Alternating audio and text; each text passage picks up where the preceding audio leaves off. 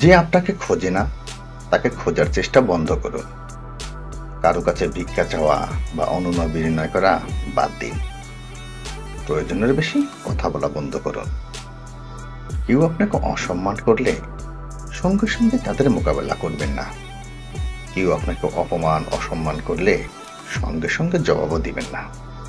সময় আসুক, সময় ঠিক উত্তর দেবে। আল্লাহর উপর ভরসা রাখুন, তিনি ঠিক উত্তর দিবেন। অন্যের খাবার খাওয়ার আগে ভাবুন, তারা কি আপনার খাবার খায়?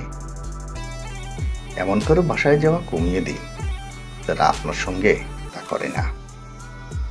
নিজের মধ্যে বিনিয়োগ করুন, নিজেকে সুখী রাখুন।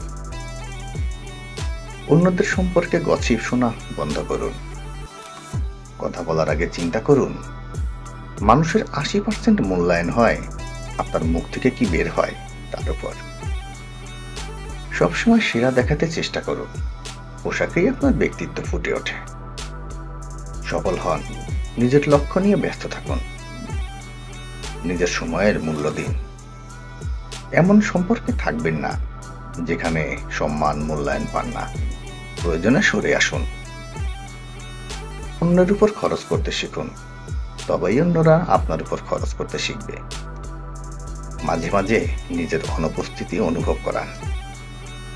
গ্রহণের চেয়ে দেওয়ার অভ্যাস গড়ে তুলুন।